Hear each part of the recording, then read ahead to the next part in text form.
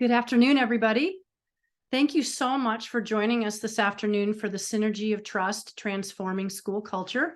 We're thrilled to have all of you here. We know that 3 o'clock is a really busy time in schools. So thank you for putting aside whatever's happening out in the hallway and spending an hour with Sheila and me this afternoon. We want to just take a brief moment to introduce ourselves. Go ahead, Sheila. I'm Dr. Sheila Greenwood, and I'm a retired school principal and school superintendent, and totally enjoy still being part of the education community and being able to share some time with you on a very important topic today. And I'm Lindsey Hall. I'm also retired superintendent. I spent 28 years as an administrator in the state of Illinois and 33 years total in education. I retired a year ago and I now work at Illinois State University.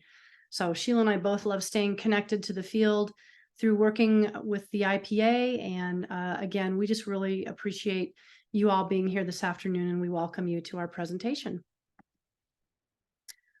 We also want to take a moment to thank the amazing people at the Illinois Principals Association. Arlen Peebles is here. He first reached out to us about doing this presentation, but there's just an amazing group of people there that are really committed to quality professional development. And we could not be here today and do this without their hard work and their support and their guidance. So thank you, Illinois Principals Association. Yeah, can't comment enough on how much they're rock stars in this process. So before we dive into this today, if you just take a moment to check out the school leader paradigm, which is something that the IPA helped to develop. And as you glance at this, you notice that these loops are ongoing, and it covers a lot of different things where you're becoming while doing. So ours today is going to cover some culture and some other intelligences, things like that. But it's just important with this infinity loop that you reinforce the notion that school leaders' influence is ongoing. And now we're going to jump into our webinar. And you're probably thinking to yourself, why is trust so important? And what about the impact of trust? And so we're going to share that today with you, just why trust is so important to educational leaders. So the importance of having trust in others, it helps your organization run more smoothly, and it strengthens relationships. And if you don't have this as a foundational part of your leadership, you're going to struggle to rebuild or just to build your reputation if it's not really solid. So we're going to talk about how important it is and how that impacts leadership. And with that, it's something that it's not built in a day, and it's a process, and with the right intentions, it can lead to success, not only for the educational leaders, but for staff, students, and communities as well. And it's not created in a vacuum. So it involves a lot of different things and a lot of different efforts that we're going to talk about, often through many small incidences, experiences, or opportunities that are going to come your way.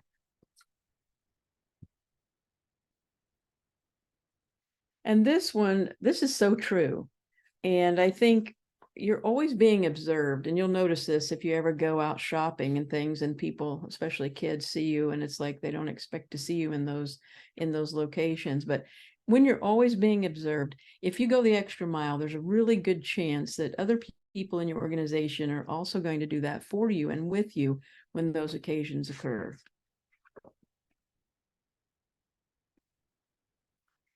So what is trust?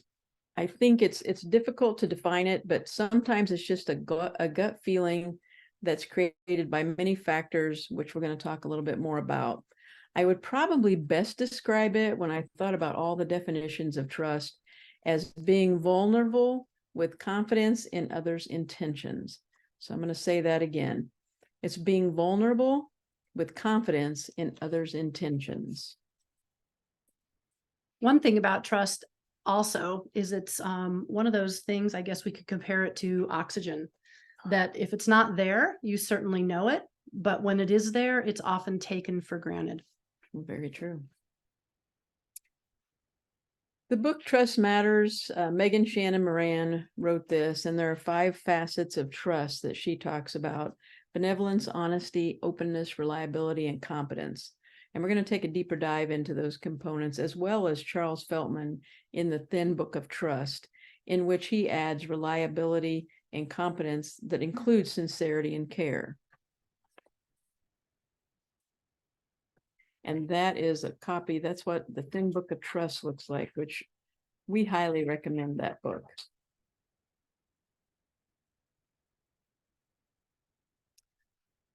So another person that's written on trust is a non-educational leader, just meaning someone who's outside of public education, Warren Bennis. He is kind of a, he is a business person, but has written about management, and he talks about 4 ingredients of trust that leaders must have to generate and sustain trust.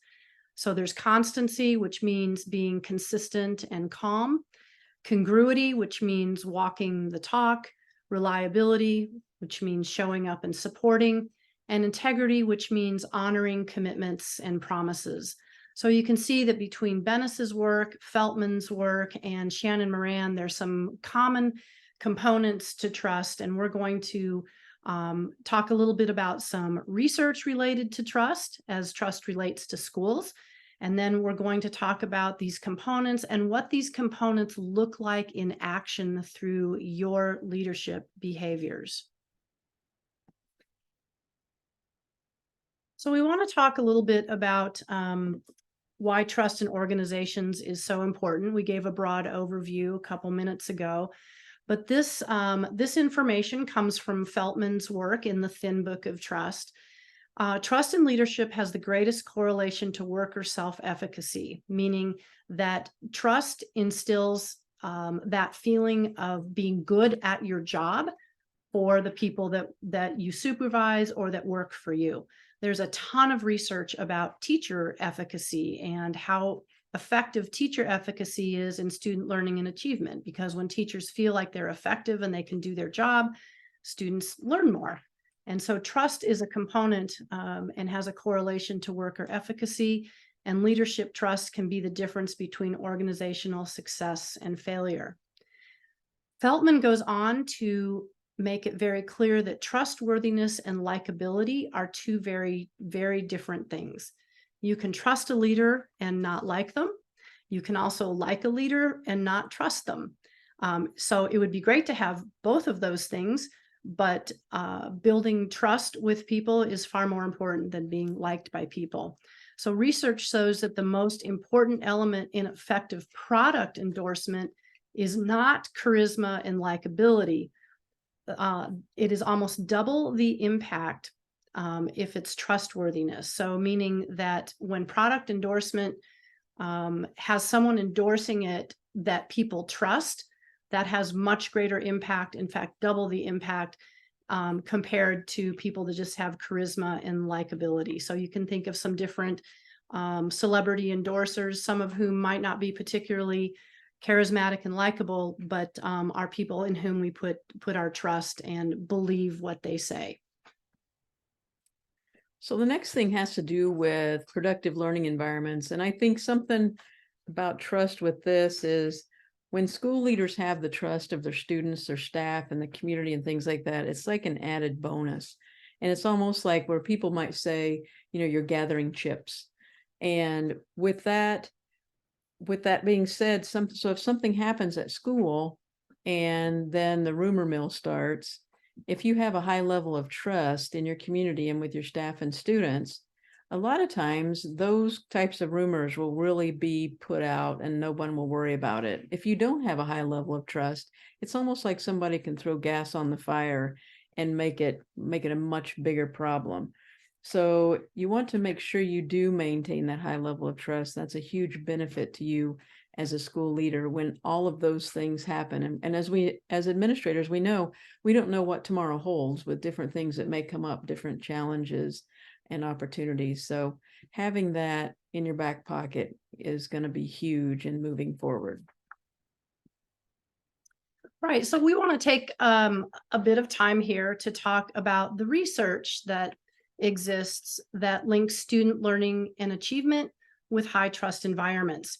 So first of all, I just want to acknowledge that there are a lot of words on this page, but we hope that you find that typically we don't like to load up PowerPoint slides with a lot of words.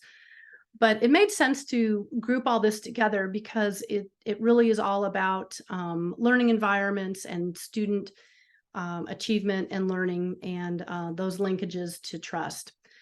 So this is actually research that I did when I wrote my dissertation, and my research was focused on what are the leadership behaviors that principals can engage in that builds the trust between the principal and his or her teachers. And so I just want to go through this and talk a little bit about what some of these components are. First of all, school leaders that have the trust of their communities are more likely to be successful in creating productive learning environments. So communities here meaning their community of staff, students, parents, that type of thing. Shannon Moran found that trustworthy leadership is at the heart of productive schools. So environments, once again, with high levels of trust are more productive. Trust is also found to be a component of an open and healthy school climate.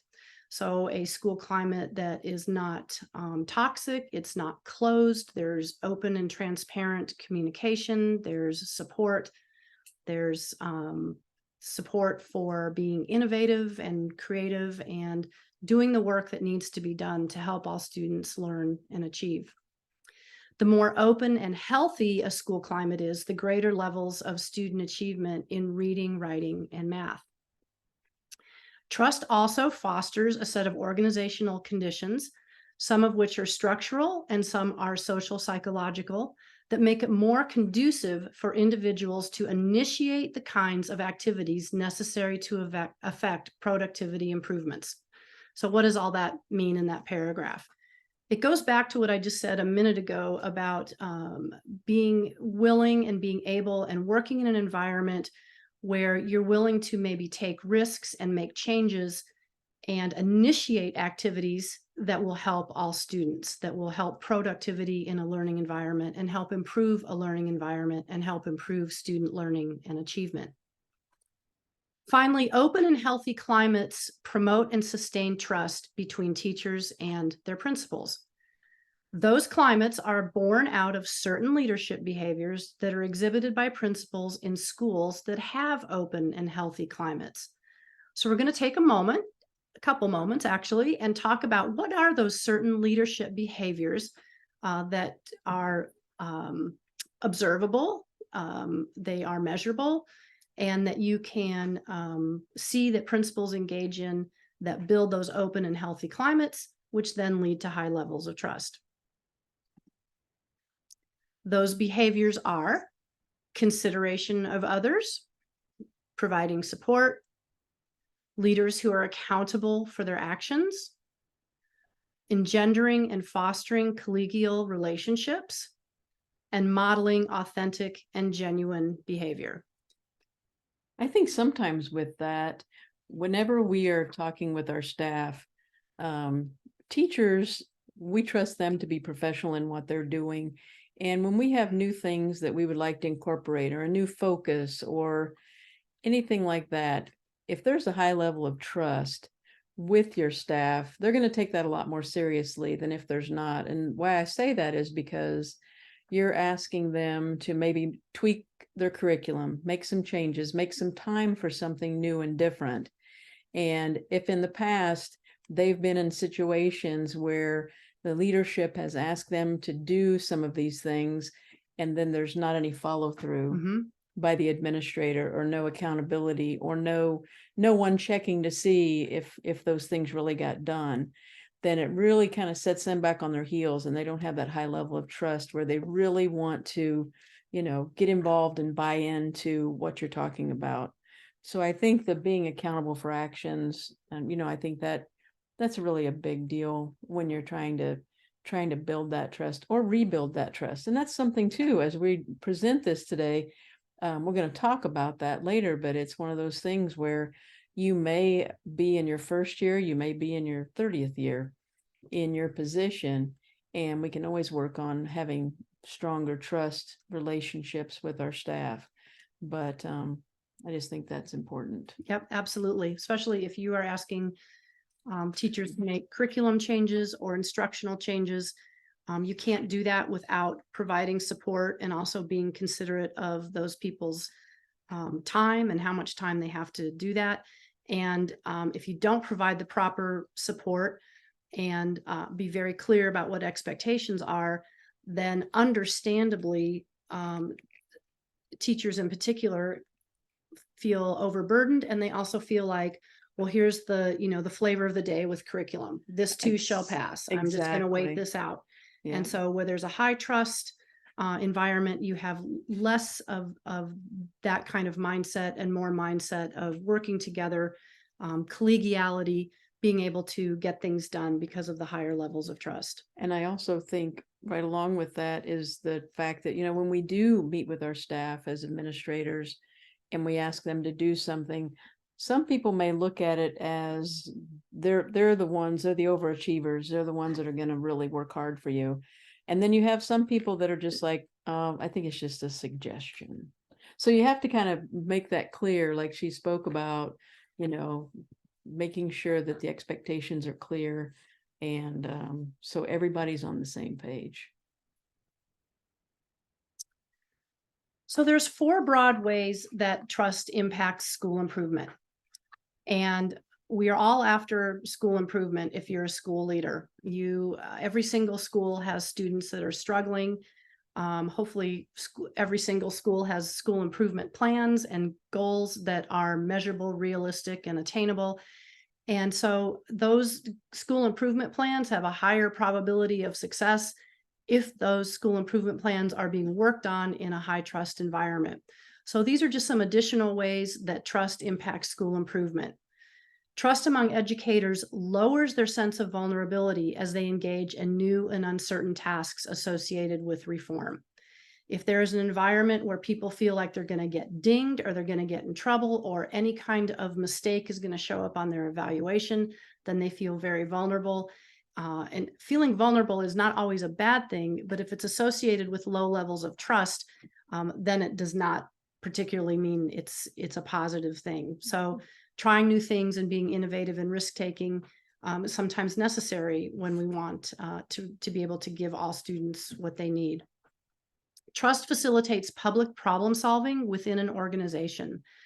And what this means is in high trust environments, there's less of a chance of people becoming siloed, of seeking kind of that duck and cover attitude where if there's a toxic environment or an environment filled with fear, there doesn't tend to be a lot of open public conversation or problem solving in an organization.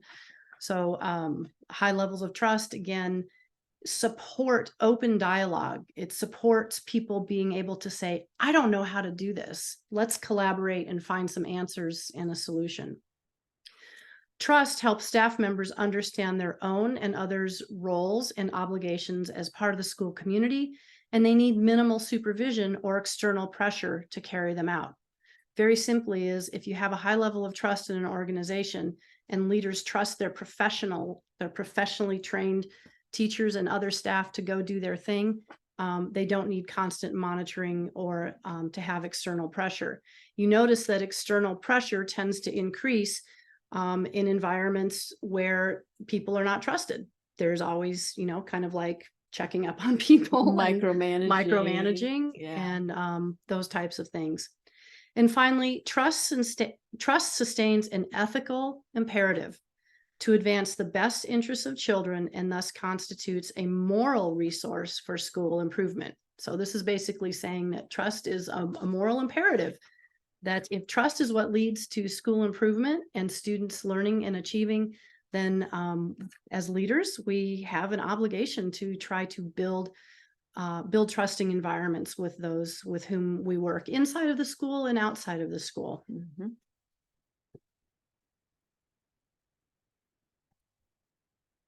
And finally, these are the leadership behaviors of principals that have been found to build trust with teachers. And we're going to go into some more leadership behaviors a bit later in our presentation. But there are four main types of behaviors. And then under those are listed here more specific about what those look like. But these are authentic behaviors, supportive behaviors, communicative behaviors, and empowering behaviors. And I'm not going to go through each one of these examples. I think that the examples below give a good description of what do authentic behaviors look like. Well, you're genuine, warm, you know your staff. Supportive behaviors. There's a spirit of collaboration. There's a spirit of listening and modeling. The protective piece is very interesting. That means that principals provide a layer of protection between their teachers and outside influences. And right now, being a public educator is really difficult. There's a lot of outside influence and pressure and, frankly, criticism. Absolutely. And so providing a buffer is something that principals can do, kind of a filter so that teachers can go about doing their job. Communicative behaviors are those behaviors that enhance open communication, provide clear expectations so that there's accountability and there's open dialogue. And finally, empowering behaviors are those behaviors that show respect for others. They support and build teacher efficacy, allow for reflection on practice, and they validate what teachers are doing. And also being able to that doesn't mean the principal's controlling, it means a willingness to hand over control to people in their classrooms and say, yep, I think you can do this. And I think too, one of the things you mentioned, Lindsey, was in the area of supporting in leading to trust is the listening. And I think the more we can be active listeners, I think that the fact that you're taking that time and not trying to, multitask and that kind of thing, that helps to build trust because you're showing that you really do appreciate the communication that's coming your way. And I think that can be a big factor. Just one more comment. Thank you for bringing up the issue of listening. Listening could obviously go into the communicative behaviors as well. But I think there's one thing under communication that's really important here, and it goes maybe falls into the category of creating open communication. I think that it is incredibly frustrating when for people, for parents, for teachers, when leaders do not respond to inquiries, to questions, which mostly occur over email. And so ignoring that or not being able to effectively manage communication can really just create problems that break trust. When you don't respond to inquiries or questions or concerns that people bring, sometimes in the moment it feels really good not to respond, or you don't want to respond. We all get that. Or it might be safer not to respond. It might be safer not to respond immediately, right? Most of the time people just, if it's a complaint, they just want to be listened to. And just listening can build trust, as we see here. But it's also just important to respond and provide answers to questions that people have. I mean, if you hear a complaint about administration from teachers, it's often, I never get an answer or I never hear back. And that is a really quick way to just downgrade the level of trust. And just something that you'd mentioned too, even if you take a moment with those emails that you get, and even if you can't respond, you don't have the time, then you're swamped, it's been a heck of a day, whatever, is just to email back with a response. Just want to let you know I got your email and I'm going to have a little bit more time tomorrow and I'll get back with you. That's all. And that just de-escalates so much sometimes of some of the issues. Yeah, because you're literally saying, I hear you. Yes. I hear your voice. Yes. I can't answer right now, but I know you're there and I'm acknowledging it. Or I'm going to do some more research and get back to you. Yeah, agreed. So this slide I thought was interesting because it talked about, like Lindsey had mentioned, the whole likability portion of this and the triad of trust.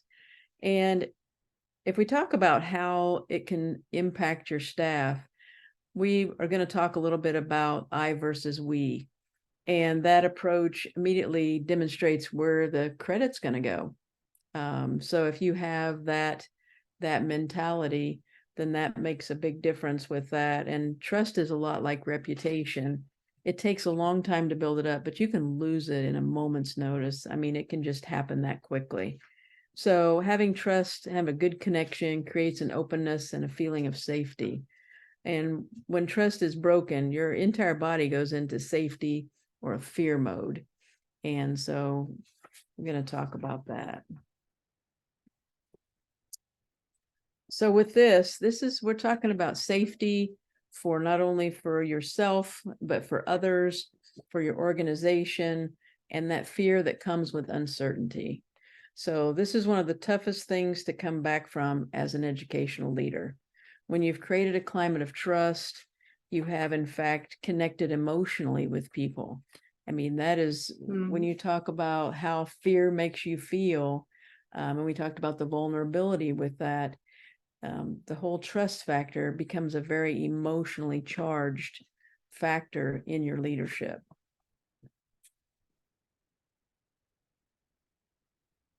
One thing that Charles Feltman talks about in his thin book of trust is when you have betrayed someone's trust, you just need to acknowledge and apologize.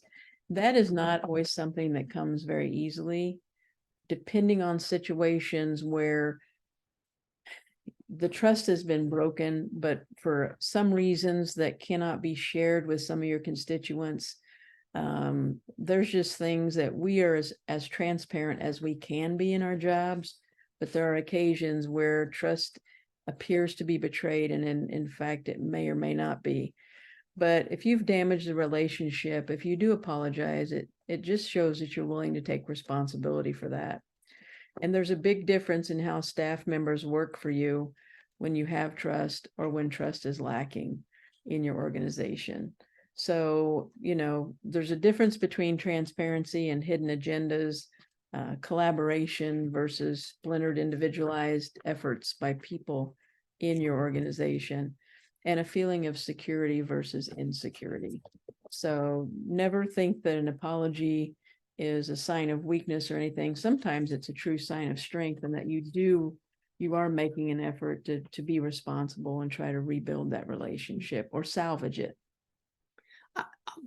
Along the lines of apologies, sometimes as leaders, you have to apologize for something you had nothing to do with, or you take the hit for something. Yes. And an apology can go a long way, but those are some really difficult situations to be in.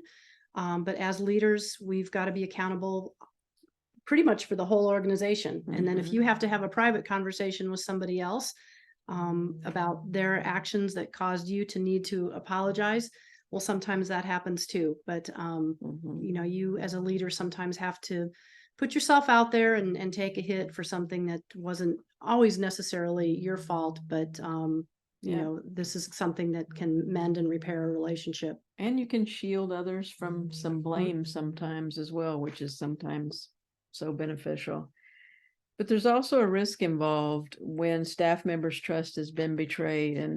And we've seen this, I'm sure we've all seen this at some point in time, whether it was back when we were teaching or when we did become administrators. But when that trust is betrayed, the emotional impact causes some people, especially the people that are on the fence, it causes them to join the misery loves company part of your staff. And that really can get the ball rolling.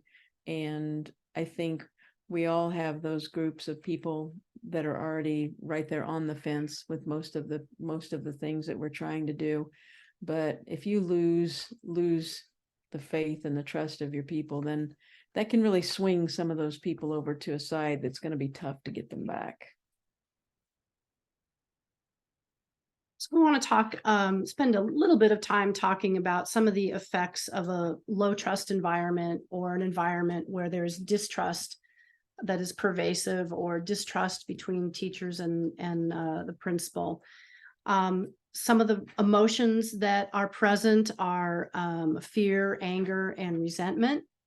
Some of the behaviors that can be very common: defending, resisting, blaming, complaining, judging, avoiding, withholding information and ideas, expecting the worst, and justifying protective actions. We talked a little bit already about siloing, but going at it alone, kind of the all for one, one for all attitude if there's not an environment of collaboration and teamwork. The siloing effect, the duck and run for cover effect. And again, we can see that some of those actions are related to fear, and fear is a very common emotion in these environments of low trust and distrust. There tends to be negative assessments about others in a low trust environment. Assessments that say things like, it's dangerous to trust this person's a threat to me. So it's, as Sheila was just mentioning, the effects of low trust are pervasive. People can jump on board the low, no trust train very, very quickly. And if you're the person that is trusting, it can be very difficult to maintain your stance with that. Then there are assessments that we make about our own well-being and safety, which is things like, I am not safe, I need to protect myself. Assumptions about actions that others are going to take. I'm going to be in trouble. I'm going to lose my job if I do this. I don't dare do that. Rigid interpretation of rules and regulations. Whereas we know that people tend to thrive more in environments, again, where they can take some risks, where they can be innovative and not feel bound by such incredible restrictions. So the effects of a low trust environment are very significant, and they can also affect us physically. And so our brain reacts to low trust environments because we feel threatened. And the brain's primary defense system, the amygdala, is warmed up and primed for any sign of imminent danger in a low trust environment. And when the amygdala is primed for something, that means that we are moving into the fight, flight, or flee response. And if you spend all of your working day in this space, that is really unhealthy. So that, again, we go back to those feelings of fear and getting ready to fight, flight, or flee. Physiologically, there are elevated levels of cortisol and adrenaline and other fight, flee, or flee. FFF. Let's just go with that. Hormones and chemicals. So, right. This is a natural, evolutionarily based response that we want to have when there really is true and imminent danger. It can save our lives. But when our body is constantly responding in this way, those elevated levels of cortisol and adrenaline can be harmful to our body. So when people are living and working in a low trust environment, or environment where their security is threatened and there's a high level of fear, super unhealthy. We also have limited use of our neocortex and executive functioning. We go to greater reliance on defense-related default neural patterns for making decisions and taking action. We are reactionary instead of proactive. And so what this last bullet point really means is that when we're working in a low trust environment, we tend to respond very emotionally. We go to our default mechanism for response. We get defensive, and we just tend to oftentimes overreact. And again, all of these things contribute to a greater level of stress.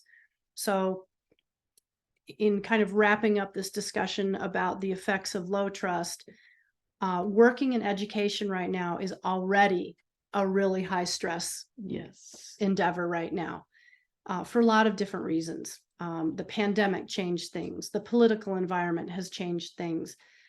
Parents are far more involved, which there's a plus and a minus to that. Mm-hmm. And so when you pile on, if you've got to go to a building where there's a low level of trust, it's only adding to the level of stress and distress that educators are feeling. So all the more reason to try to create those higher trust environments so people can thrive and be healthy. And then, as we've talked about before, possible outcomes of that is greater efficacy for teachers and greater student learning and achievement.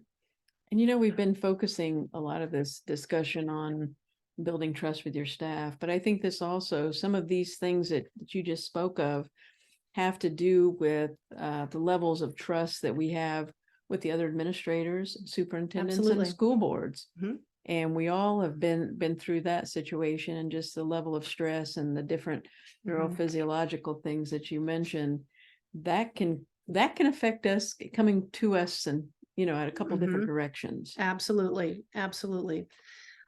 Yeah. So there would be so many different ways we could examine these trusting relationships in a school organization. And certainly, if your school board, the highest level of leadership is not trusting one another and exuding trust to the entire organization, then that can be a real sign of some problems. So all kinds of relationships are impacted with this, for sure. Yes. Okay, so earlier in the presentation, we talked about some of the components of trust that were identified by Feltman in his book, The Thin Book of Trust, and in Shannon Moran's book, Trust Matters. By the way, both of these books would be outstanding for a book study. The Thin Book of Trust literally is really thin. And so if you want to introduce a book study to your staff or the folks that you work with or your department, that might be a great place to start. It's not necessarily school focused, but it has wonderful information. It's really well written. And the way I first found out about this book was through an interview that Brene Brown did with Charles Feltman, which was excellent. But it literally is a skinny little book, so it's also not very expensive. Yeah. The other book, Trust Matters, is outstanding. I use it when I teach at Illinois State, and it is very school focused. It is focused on the principalship and how principals build trust. So we're kind of combining the components of trust that these two authors and researchers have identified into 5 different categories. There's care and benevolence, sincerity and honesty, reliability, competence, and openness. And we just want to go through and talk about what each of these looks like in terms of what you do as leaders in your buildings or your departments or your organizations. So we're going to start off with care and benevolence. So we spoke earlier of the most effective leaders don't say I, they say we, and you have to mean it. It's not just a strategy. It has to be your truth in the way you do things, and you follow through, and you have to allow yourself to be vulnerable, which is sometimes risky and scary for us. But people need to believe that you have their best interest at heart, and that's important. And sometimes it's good to share your own experiences and what you've learned in in that process, because you've been on both ends of different situations in your life and in your career. But it's important to make your expectations very clear. Care can look like things as simply as knowing everyone's name in your organization. And if you have a really large school district where you work, or a large building or a large department, that sounds like something very simple, but it can take a lot of work. But boy, do people appreciate you as a leader just knowing who they are and addressing them by name. Take that a step further by knowing something about them. Getting to know one-on-one the people that you work with is a huge sign of care. And also making sure that you emphasize to the group that you work with or that you lead that their health and their family's health is top priority. No one wants to work for a leader where the top priority for the leader is always being at work. That puts a great deal of pressure on people. Showing people that you respect their time out of the building when they are not working is also very, very important. So be cognizant about when you send emails and when you respond to emails, because if you're doing that at 2 a.m., it sends a very strange message to other people. That you have people that feel like, oh my gosh, I need to respond to that right away. You all know who those people are. But respect of time and showing care for people's professional well-being as well as their personal well-being is big part of building trust. So the next thing has to do with sincerity. And I think aligning to that is demonstrating your integrity and with honesty. So do your actions align with your words? That is important. And I'm sure you've all heard this before, but you have to be intentional. And when you're not being 100% honest with someone, how does your body physically feel? And is it an uneasy feeling down deep in your gut? That is your mind and body telling you that you're stepping out of bounds. And we all know how that is. It's just like that little nervy feeling, and we know it's not quite right. And it might be that you're divulging too much information that's causing you to, be uncomfortable in that situation. But it's important that you respect your staff members enough and to know their preferences, their viewpoints, and make sure that you're being as transparent as you can be, but just be intentional. I think that is important. Walking the talk also just means a great deal of modeling behavior and modeling how we speak, remaining calm, and espousing our values. Again, walk the talk says it all, but if you say your values are a certain thing, but your actions belie that, then it's very difficult to build sincerity and show that you're a sincere leader. Reliability, don't make commitments that you don't intend to keep. I think that is first and foremost. I think that's very important. You have to be solid with that. Be very clear in your requests and statements that you make to other people. Don't leave wiggle room for ambiguity. I think that is huge. Get clarification if necessary in those situations. You want people to know that you're the real deal and that they're going to be able to believe what you say. And, that goes back a little bit to walk the talk. But you have to have openness for feedback. If someone, throws some of that your direction, you have to be open for that. And it just keeps building a deeper and stronger trust in your organization if you show that you're reliable. Enforce your rules. If you have staff members, say, for example, that are supposed to be in their classrooms at a certain time, and several of them consistently come in a few minutes late every day, then your staff, they're really not going to know what to expect. And are you going to follow through with those people? Or, because when you don't, then what you say really isn't that important. And so your trust is diminished because you are not being consistent with what your expectations were said to be. Mm-hmm. So that's important. Reliability is also incredibly important in those very high stress, almost crisis kind of situations. Do not be the person that no one can find in the midst of a crisis. Mm-hmm. With the kid who's having a meltdown, or, God forbid, some type of emergency, a fire, a need to evacuate. That is when people look to you and look to you to communicate. They look to you to support. They look to you to show up in those moments. And you can lose a great deal of credibility without being reliable in situations like that. And I think we're constantly being assessed of whether we're competent or incompetent. And people expect for us to have all of the skills, all of the knowledge and experiences that we need to lead them to success. But I think sometimes when you don't have that, it's okay to say, I need some help, or I need to do some research on that. Mm-hmm. And get back with you. Because it's your willingness to ask for help that's going to demonstrate that you're not going to try to just, fake it until you make it, because that is something you will lose trust for sure, because there's going to be somebody in your organization that is going to be able to read or see right through that. And then that just really, that puts the hammer on the trust, because, they know that you're just trying to fake it until you make it. So you're better off to be able to make those statements of, that you're willing to ask for help. And the barometer can be very sensitive when it comes to how people are viewing you and your competence, your level of competence. In addition to I'm sorry, saying I don't know might be one of the more powerful things that we as leaders can say. Sometimes painful, but Yeah, powerful. yeah. But Yes. I think it's just super important to acknowledge that there's no way you can know everything.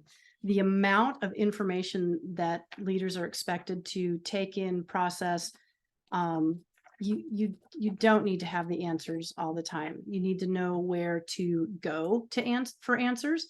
And another way of empowering others and building trust with people with whom you work is to be able to say, I don't know, but man, Sheila Greenwood is an expert in that area. And so the more that you can hand off and refer people to others who have some piece of knowledge or expertise, or they're really good at something, the more that you do empower others and build that trust. So being able to say, I don't know, as superintendents, gosh, there's a ton of stuff. I don't need to know how to do it now since I'm retired, but Right. like school finance was not my thing. I always made sure in my two places where I was superintendent that I had a chief financial officer and a CSBO. And I would get asked questions about finance and I would have to say, hey, ask so-and-so.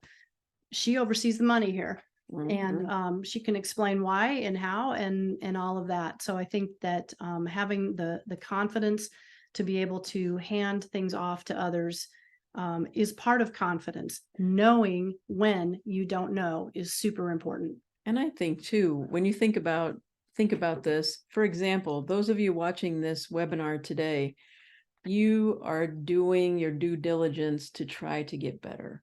And I think that is a huge thing. And just taking the time, it's so busy when you're a school leader, but taking the time to get professional development. And what's that Abe Lincoln thing about sharpening the axe? I mean, you are doing that kind of thing, and the networking that it takes to bring yourself into a higher level of competence, I think is really important. And you're doing that by what you're doing today. But just be good about networking to get support as well, because that can help you be better for your staff in building that trust and just listening to each other. It's a team. Absolutely. And so we leave you with this quote today. When it comes to building trust, leaders go first, from our friends Kuznets and Posner, who've written tons and tons of books about leadership. And we want to make sure that we cite our references and our resources. So we include this page.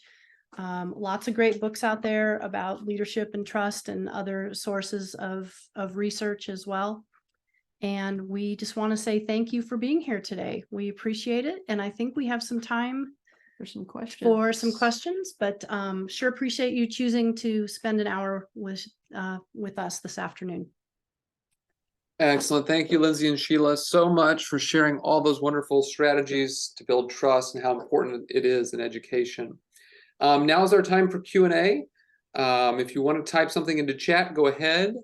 And if you want to speak on the microphone, all you have to do is go down and move your mouse around the bottom toolbar, and you can raise your hand, and I can enable your microphone to speak. One comment from Karen as we were wrapping up there is that she said, I also think delegating to others builds trust further. I completely agree. And that's something I think you have to learn to be good at, delegation. Because some people are just not natural at it and some are very good about it, but you have to have a high level of trust, because you're handing something off, and you really shouldn't, if you're going to hand it off and delegate, you shouldn't micromanage.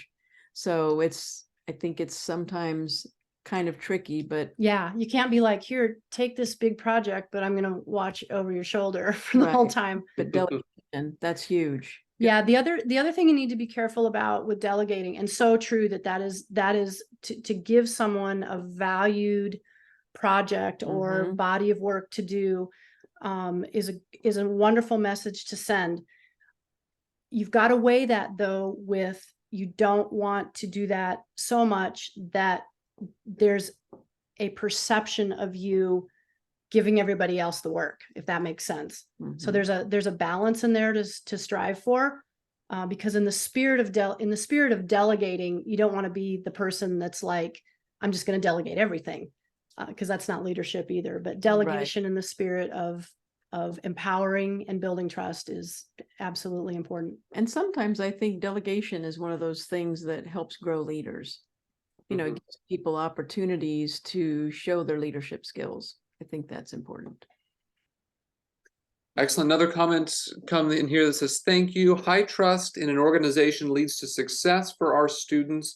Collective teacher efficacy. Yep, absolutely. Lots of research about that. And teacher efficacy, and I want to make sure I'm saying this the right way, but has one of the highest, I'm trying to think of and the name is escaping me, the researcher that did, that looked at all the different studies and looked at the effect sizes of different Oh, was it factors. John Hattie? Yes, thank you. Yes. So teacher efficacy is up there in terms of a high effect size on student learning and achievement. And he looked at so many different factors like, class size, instructional coaching, the size of the school, different instructional strategies. So those things that can elevate and increase teacher efficacy are incredibly impactful. And thank you for reminding me of his name. I should not have forgotten that. And hopefully everyone could see the wraparound of the high trust and the lack of trust and those kind of things, how they really have a direct impact on, on climate and culture. It's just, it's one of the most powerful things that impacts that as school leaders. Yes, wonderful. So lots of thank yous coming into the chat. Speed of Trust is another great book. IPA has an on-demand administrator academy you can do on your own pace by Annie Badu, and it's a book study on the speed of trust. It's a very good learning experience. Great way to get your administrator academy and work at your own pace. So Michelle, thank you for bringing up that book as well. Yeah. Okay, well, I don't see any other questions coming in the chat. Let me check the Q&A right quick. Nope, nothing there. So thank you everyone so much for attending this presentation. I'm going to stop the recording at this time.